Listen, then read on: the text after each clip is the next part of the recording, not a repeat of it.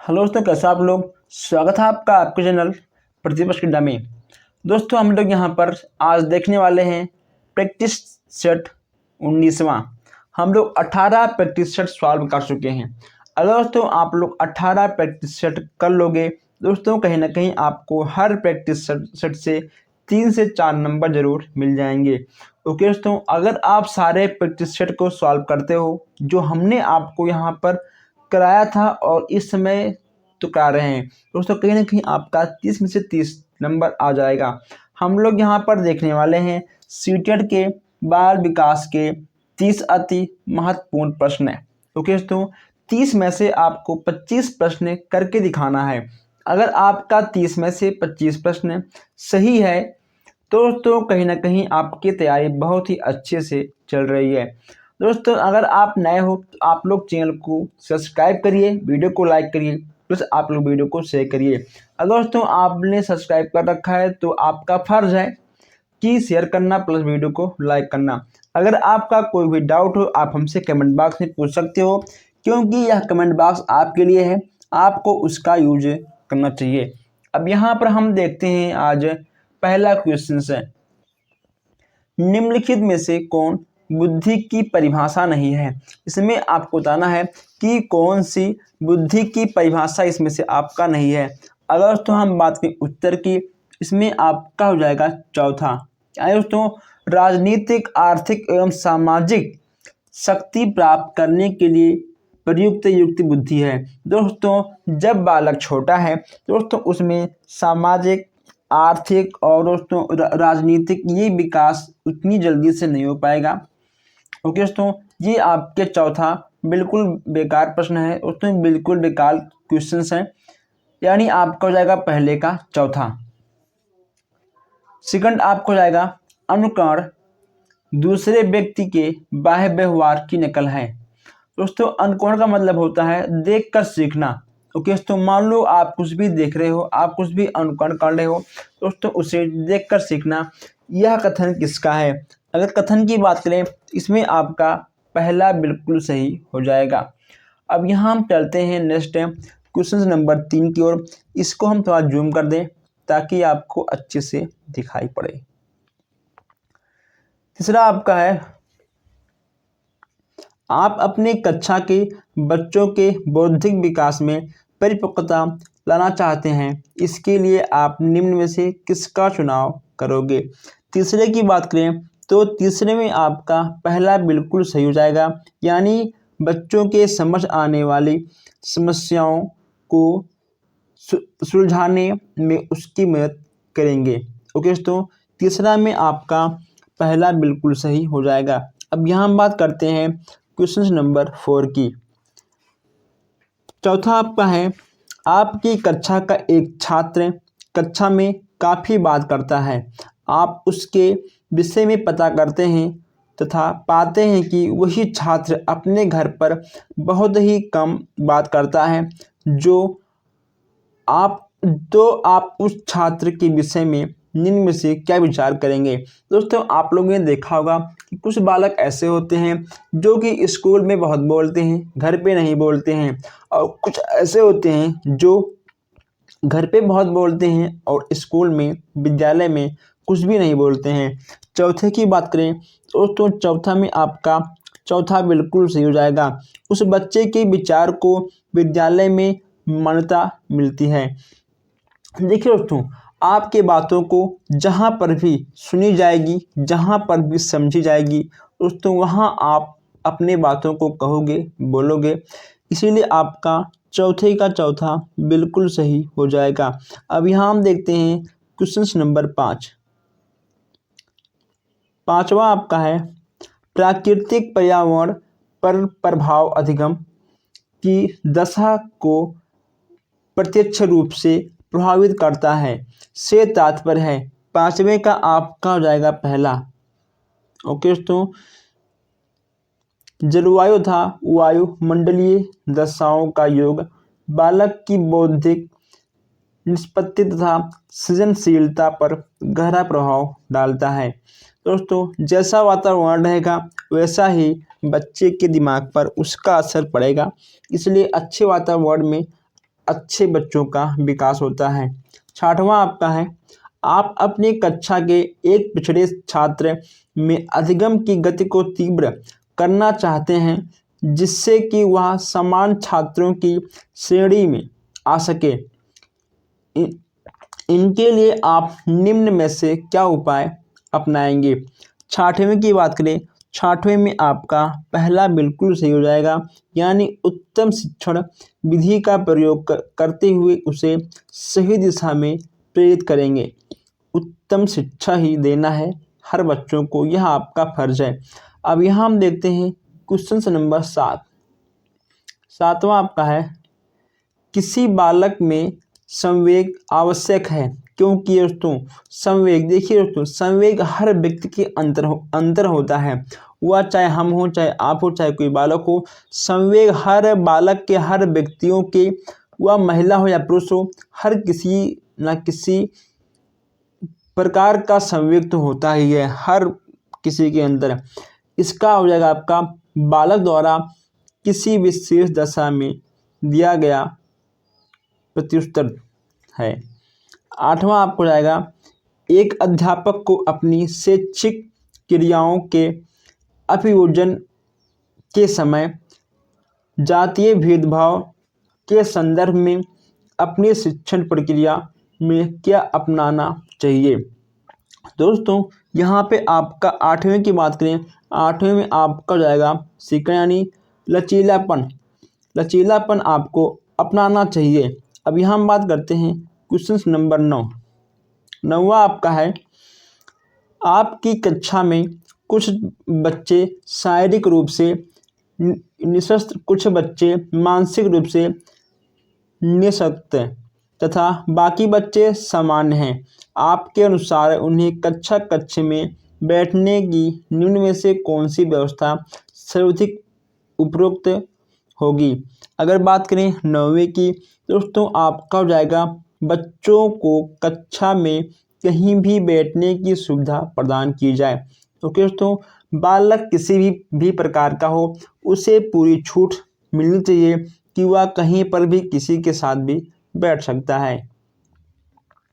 Next आपका है question number 10। बुद्धि के प्रतिदर्शक सिद्धांत का प्रतिपादन निम्न में से किसने किया था? 10वीं की बात करें, इसमें आपका हो जाएगा थॉमसन, यानी आपका सेकंड वाला बिल्कुल सही हो जाएगा। अब यहाँ हम बात करते हैं 11वीं की। 11वीं की हम बात करते हैं दोस्तों, वर्तमान समय में सतत एवं व्यापक मूल्यांकन के अंतर्गत ग्रेडों में अंकों का वितरण किया जाता है। इस प्रणाली में कितने प्रतिशत अंक प्राप्त करने वाले छात्र को बहुत अच्छा बी ग्रेड के अंतर्गत रखा जाएगा?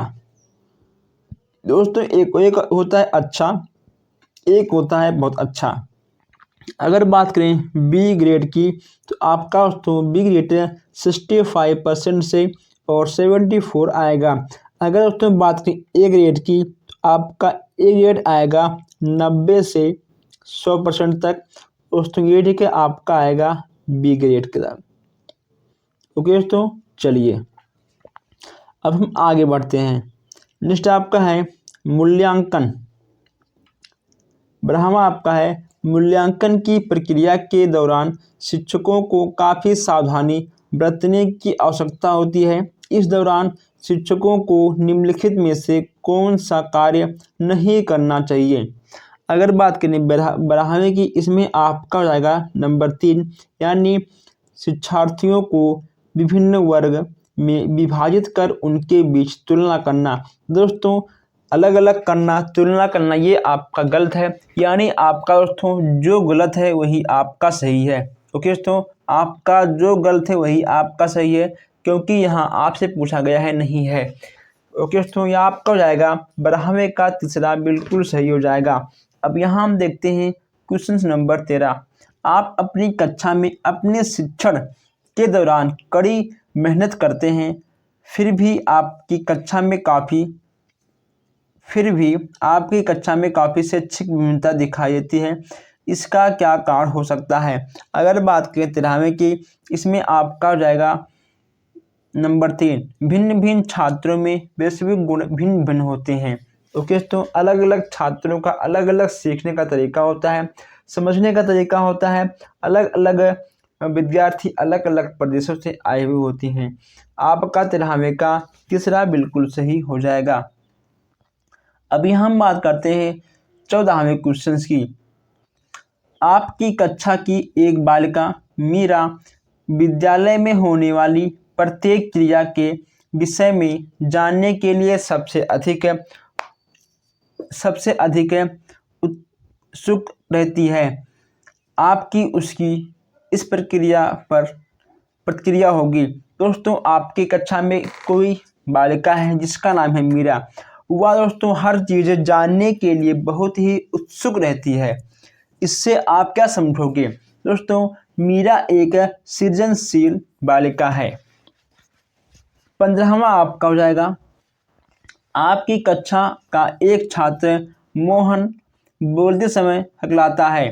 आप अपनी कक्षा के प्रबंध हेतु क्या आवश्यक कदम उठाएंगे? 15वें की बात करें, इसमें आपका हो जाएगा पहला, उसके अध्ययन की गलत आदतों पर नियंत्रण करेंगे। दोस्तों, क्लास से बाहर आपको नहीं निकालना है, शिकायत भी नहीं करना है। दोस्तों, आपको ऐसा कुछ नहीं करना है। आपका पहला हो जाएगा दोस्तों, उसके बातों पर आपको कंट्रोल करवाना है, यानी आपका 15वें का पहला बिल्कुल सही हो जाएगा। अब यहाँ हम बात करते हैं 16वें क्वेश्चन की। 16वें की बात करते हैं, यदि आप अपनी कक्षा के बच्चों में यह भावना जागृत करना चाहते हैं कि उन्हें विद्यार्थी उपलब्धियों में सफल होना चाहिए, तो इसके लिए आप निम्न में से क्या उपाय अपनाएंगे? दोस्तों, 16वें की बात करें आंसर की, इसमें आपका हो जाएगा उपयुक्त सभी, यानी आपका चौथा बिल्कुल सही हो जाएगा। बच्चों की बौद्धिक क्षमता का विकास है, बच्चों के मार्गदर्शन उचित दिशा में करेंगे, अपने शिक्षण में उचित विधियों का प्रयोग करेंगे, यानी आपका तीनों सही है। तो इसमें आपका चौथा यानी उपयुक्त सभी सही हो जाएगा। हम दोस्तों आपको बता दें, अगर मान लो आपके पास टाइम कम है, अगर आपको कुछ क्वेश्चंस ऐसे दिखे हैं कि जिसमें आपका है उपयुक्त सभी या दोनों, दोस्तों आपका दोनों और उपयुक्त सभी टिक मार के आना है, क्योंकि दोस्तों 99% आपके उपयुक्त सभी वाले क्वेश्चन से सही हो जाते हैं। इसको बोलते हैं सरकारी क्वेश्चन से। अब यहाँ देखते हैं 17वां क्वेश्चन से, किसी बालक की समस्याओं की विषय में पता लगाने के लिए कम उपयोगी मनोवैज्ञानिक विधि है, यानी आपका 17वें में आपका हो जाएगा नंबर 3 दोस्तों, यह आपका हो जाएगा परीक्षण विधि। ओके दोस्तों, 17वां आपका बिल्कुल सही हो जाएगा। अब यहाँ हम बात करते हैं 18वें क्वेश्चन की। पाठ्यक्रम निर्माण में सर्वाधिक महत्व किसको दिया जाना चाहिए? 18वें की बात करें, 18वें में आपका हो जाएगा पहला यानी वैश्विक विभिन्नता। अब यहाँ बात करें 19वें क्वेश्चन की। अधिगम के संदर्भ में शिक्षा शास्त्रियों एवं मनोवैज्ञानिकों के विविध प्रकार की परिभाषाएं दी हैं। इन परिभाषाओं के अनुसार अधिगम डैश चलने वाली एक नियंत्रण प्रक्रिया है। दोस्तों, अगर बात करें अधिगम की, दोस्तों अधिगम जीवन प्रयत्न चलने की प्रक्रिया है। अधिगम का मतलब होता है सीखना। दोस्तों, हर व्यक्ति हर दिन, हर समय, हर घंटे, दोस्तों हर वर्ष सीखता ही रहता है, यानी कुल मिलाकर अधिगम पूरे जीवन काल तक चलने वाली प्रक्रिया है। जैसे बालक पैदा होता है उसका सीखना शुरू हो जाता है। दोस्तों, बालक चलने के लिए, दौड़ने के लिए, रोने के लिए, गाने के लिए, बातों को समझने के लिए, खाने के लिए हर चीज़ सीखता है। तो ये सब आपके अधिगम के अंतर्गत आएंगे। जब तक जीवन काल रहेगा तब तक आप सीखते रहोगे, यानी अधिगम आपका जीवन प्रयत्न चलता ही रहता है। अभी हम बात करते हैं 20वें क्वेश्चन की। बालक अपने चारों ओर जिन वस्तुओं और परिस्थितियों को देख कर जो चिंतन करता है वह होता है। दोस्तों, वह हो जाएगा आपका प्रत्याशात्मक चिंतन। दोस्तों, इसमें आपका तीसरा बिल्कुल सही हो जाएगा। अभी हम बात करते हैं क्वेश्चन नंबर 4 की। चौथा आप दोस्तों 21वां आपका है, आपकी कक्षा में बच्चों के समाजीकरण में आपकी भूमिका है। दोस्तों आपकी कक्षा में बच्चों के समाजीकरण में आपकी भूमिका क्या है? अगर बात करें 21 नंबर की, तो 21वें में आपका हो जाएगा पहला, यानी बच्चों का बौद्धिक विकास करने में। नेक्स्ट आपका है, बालकों के नैतिक विकास को समझने के लिए जीन पियाजे ने निम्न में से कौन सी विधि को अपनाया है? अगर बात करें 22वें क्वेश्चन की, 22वें में आपका पहला बिल्कुल सही हो जाएगा, यानी आपका हो जाएगा साक्षात्कार विधि। अब हम देखते हैं नेक्स्ट क्वेश्चन से, मैं कौन हूँ, क्या हूँ, मैं भी कुछ हूँ आदि ऐसे प्रबल भावनाएं विकास की किस अवस्था में इंगित होती हैं? दोस्तों बहुत ही आसान क्वेश्चन है, ये भी आपका हो जाएगा किशोर अवस्था में। दोस्तों किशोर अवस्था में क्या होता है कि मैं कौन हूँ, क्या हूँ, मैं कुछ भी हूँ। दोस्तों ये सब बातें उन्हें किशोर अवस्था में आ जाती हैं। दोस्तों अगर अभी तक आपने वीडियो को लाइक नहीं किया तो लाइक करिए, शेयर करिए। दोस्तों हमने अभी तक आपसे लाइक शेयर के लिए नहीं कहा, आप लोग भूल जाते हो कि आपको लाइक भी शेयर भी करना है। जो हमारे पुराने बच्चे हैं, जो हमारे पुराने साथी हैं, वो तो लाइक शेयर कर देते हैं, लेकिन जो नए हैं उनका भी फर्ज है कि वो भी वीडियो को लाइक शेयर कमेंट और सब्सक्राइब करें। अब यहाँ हम देखते हैं 24 क्वेश्चन है। 24 आपका है, बच्चे की आरंभिक शिक्षा के अंतर्गत उन्हें सर्वप्रथम किस विषय की शिक्षा प्रदान की जानी चाहिए? इसमें आपका हो जाएगा भाषा, विज्ञान, गणित या फिर धर्म। दोस्तों आपका धर्म कहाँ से हो गया? आपका धर्म तो सबसे पहले गलत हो जाएगा। दोस्तों आपका गणित, विज्ञान नहीं, तो जो बच्चे का भाषा है, ठीक है, पहले हम बच्चे के भाषा की शिक्षा प्रदान करें। दोस्तों जो उसका विषय हो और तो उसके समाज, उसके संस्कृति से जुड़ा हो। अब यहाँ हम बात करते हैं 25 की, अच्छे शिक्षक का उद्देश्य निम्नलिखित में से क्या होना चाहिए? अगर उसमें बात करें 25 की, 25 में आपका हो जाएगा, यहाँ पर 25 में आपका होगा कि जीवन के नए मूल्यों एवं विचारों में परिवर्तन का स्वागत करना। दोस्तों बहुत सही, बहुत अच्छा उत्तर था ये। नेक्स्ट आपका 26 है, बाल की शिक्षा में पाठ्यक्रम का स्वरूप नहीं होना चाहिए। दोस्तों अब जो आपका गलत होगा वही आपका सही होगा। आर्थिक आवश्यकताओं के अनुसार, दोस्तों बाल की शिक्षा आपका आर्थिक आवश्यकताओं के अनुसार नहीं होना चाहिए, यानी आपका हो जाएगा 26 का दूसरा। जो आपका गलत है वही आपका सही हो जाएगा। कोहल वर्ग के अनुसार नैतिक विकास का प्रथम चरण है। कोहल वर्ग के अनुसार नैतिक विकास का प्रथम चरण दोस्तों आपका क्या है? यह हो जाएगा आपका दंड एवं आज्ञा पालन की अभिमुखता। 27 का आपका पहला बिल्कुल सही हो जाएगा। अब यहाँ हम देखते हैं 28 क्वेश्चन है। 28 आपका है, आपकी कक्षा में एक विद्यार्थी 10 को 10 तथा सेव को तो वेस पढ़ता है, या दोस्तों गलत है डिसलेक्सिया से। इसमें आपका हो जाएगा डिसलेक्सिया।